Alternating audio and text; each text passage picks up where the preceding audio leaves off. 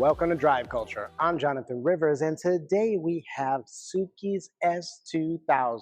And I have a special guest that's going to come on and tell us all the background and the secrets of this vehicle from the Fast and Furious franchise. So, if this is content you're after or you're new to the channel, please be sure to click that bell to subscribe to come back for more. And with that, let's get after it. Now, this is a truly special vehicle because this is actually the vehicle, the car from Too Fast, Too Furious. But not just that second movie in that, amazing franchise, right? The Fast and the Furious. This is actually the car from the original movie too. But you're sitting there going, wait a minute. The original S2000 was not pink and did not look like this. And you are right. So this car clearly went through a crazy transformation from that first film to the second film, right? In fact, there's a lot of secrets and there's a lot of history to this vehicle as well. Now, you're probably also looking over there and you might see a little box, right? That's got a Lego set in there.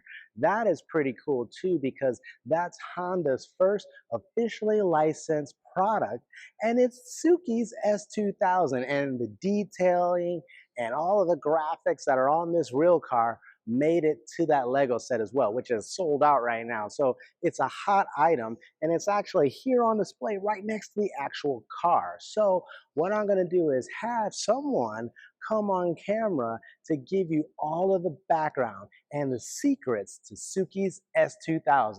So let me bring on my friend, RJ De Vera. All right, guys, here we are at the American Honda Collection Hall with a really special car and even a more special person that's going to take us through the entire background and history of this Suki S2000. So I got my buddy RJ. What's up, brother? How you doing? How's it going? Good. Thank you for joining me here on Drive Culture. So, we got this pink car behind you. There's even a cool Lego set behind you, right? It's sold out already. It's sold out, guys. Let me know down in the comments below if you want to try to get one. Maybe I can raffle one off on the channel. But all right, RJ. So tell me, first of all, maybe your background, who you are. Why do you know about Fast and the Furious? Sure. So this car and I have a special bond. It was a car that was a project of mine that ended up in the Too Fast, Too Furious movie. And fun fact, it was even in the first Fast and Furious movie. I'm RJ De Vera. I was one of two consultants that helped launch the Fast and Furious franchise.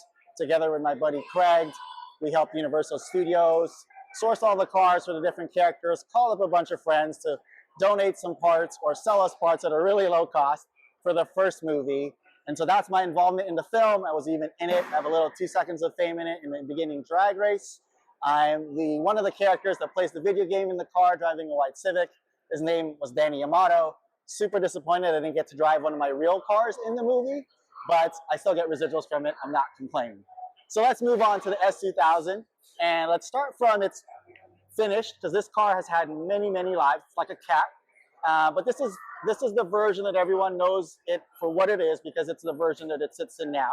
But I will tell you, it's the fourth color that this car has been. Wait, hold on. You said the fourth color. The fourth color. So, all right, you gonna walk us through and tell us all the colors? I'm gonna walk us through. Everybody knows it as Devin Aoki, the Benihana daughter. If you don't know, Devin's actually Mr. Benihana's daughter. Her character was named Suki in Too Fast and Furious, and this was her car. RJ's over here dropping knowledge, guys. Yes. These are some facts that I didn't know. This car being pink, it was a different color 2 months before.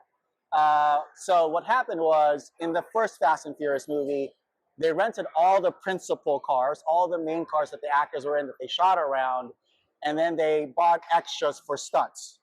So in the first movie, this car was actually Johnny Tran's S2000. It was black. It had the ninja stars on it. That's right. The studio had bought a couple cars to do stunts with, but they never really used it. So when they were doing Too Fast, Too Furious, they didn't want to rent any of the cars. So they had these S2000s. They're like, hey, we should just reuse these. Let's call RJ to see if he'll sell his S2000. Now, I wasn't involved in Too Fast, Too Furious, but my buddy Craig was. So they called and said, hey, would you sell the S2? we have a couple, we're going to use it for this character. And I said, sure, no problem. I had just painted the car orange. Wait, you painted this thing orange? Yeah, so that's the third color. So it's going to get a little bit back and forth. But then I'll get to the sequence. But it was orange for 2 months to launch the wheel that's on the car. So the wheel is called the Roja Motorsports GTM. It was a wheel line that I had back in the day. Okay. Roja, R-O-J-A, stands for Rohan James, which is my name. Okay, so who knew that, guys? Come on, seriously, let me know down in the comments below. Do you guys know these You have to be pretty old school to know it. I was going to say, I feel like this is like world's first information, like the backstory. It's about 15 to 20 years ago, so if you weren't around at that time, you wouldn't know. But I dropped it off thinking they would keep it this beautiful sunburst pearl orange, and they said, oh, we have an idea for the character, come back in 2 weeks. And it turned out pink with the airbrush, with the seats that are made out of bath mats. It's a story, right? Because it's fuzzy pink seats. Okay. It's not so pink anymore. It's just dirty white, unfortunately. But by this point, I had supercharged the car. In the first movie, it wasn't supercharged. So this is the way that everybody knows this car, right? It's Suki's pink S2000.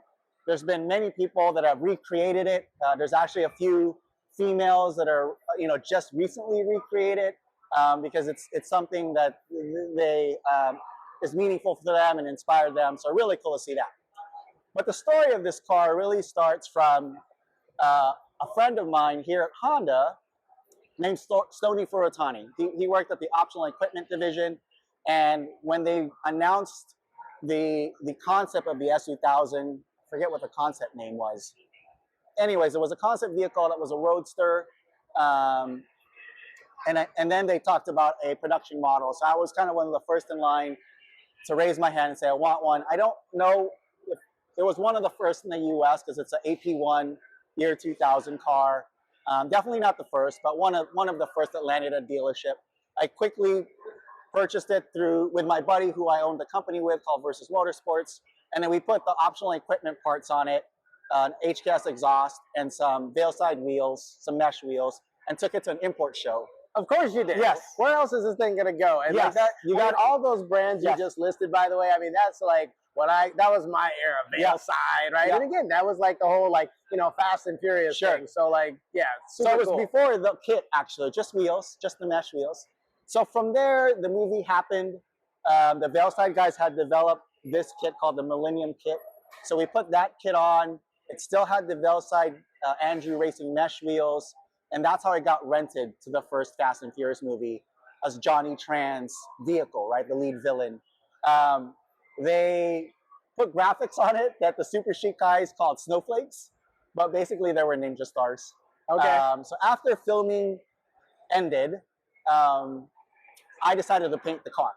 And everyone thought it was crazy. Like, why are you painting the car? The movie's not out yet. I was like, the black with the ninja stars, I'm not going to drive that around.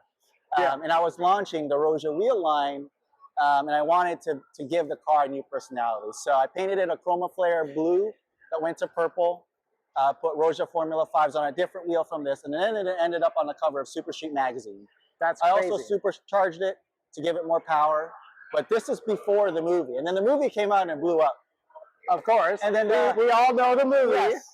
And the production studio was kind of pissed that I had painted it because it didn't look like the movie car. So they borrowed all the other cars that were still reminiscent of what the cars were in the movie. I didn't really care. So I took it to a bunch of car shows, got in a bunch of DVDs and magazines. And then I was launching a different wheel for the wheel line, which is this GTM, which is when I painted it to orange. It was kind of like a Lambo pearl, triple pearl orange. Had red seats, and then I took it to a couple shows. I think it went to another magazine cover in that color with these wheels, which is then when Universal called and said, hey, would you sell the car?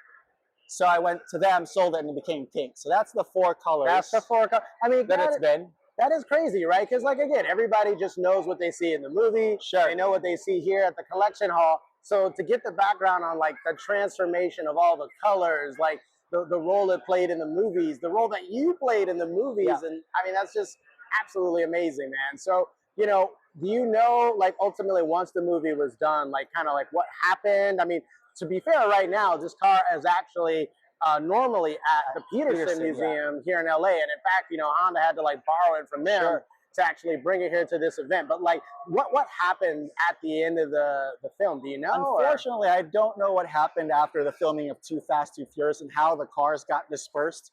From what I understand, they all just sat in the warehouse and collected dust. And then a bunch were sold off, especially the stunt ones. How this ended up with the Peterson, I have no clue. Okay. It still runs, not very well. It feels like a few things were changed.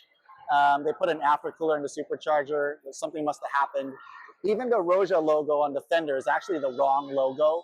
Okay. But something must have happened where they had to repaint it, and they didn't know who to get the original file from. Right. So they just made one. And it's always, for me, like, I kind of chuckle at it.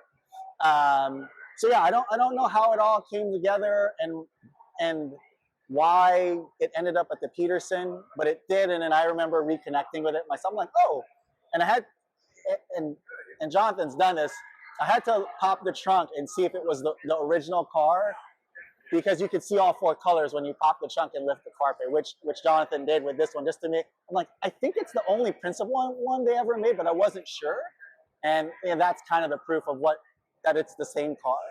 So it's really cool just to be standing next to it. It's always surreal for me to see things like the Lego to come out, and the impact that this car has had working with the people at Veilside and Versus Motorsports and everyone that was involved and even the Honda optional equipment. The story of the car itself and what it means to me. I actually bought another S2000.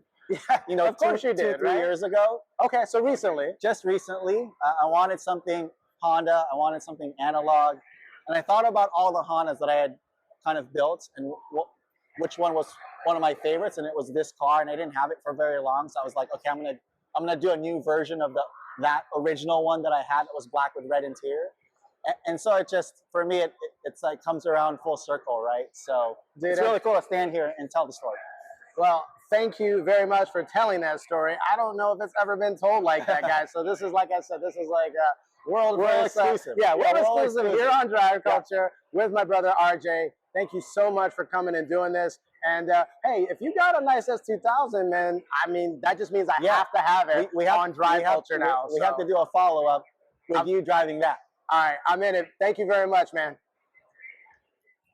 All right, guys, that's a wrap. What did you think of Suki's S2000? Is this the best car in the entire Fast and Furious franchise, or your favorite car in that Too Fast and Too Furious movie? Let me know your guys' thoughts in comments down below. Let me know if you want to see other Fast and Furious cars here on the channel. I might be able to go find some of those older cars for you and bring it right to you here on Drive Culture. So I want to say thanks again to my buddy RJ for giving us all the history and the secrets on this particular car. And I just want to say thanks for everyone that's watching. So if you've joined us before, thank you so much. But if you're new to the channel, please be sure to click that bell to subscribe to come back for more. Thanks, and we'll see you at the next episode.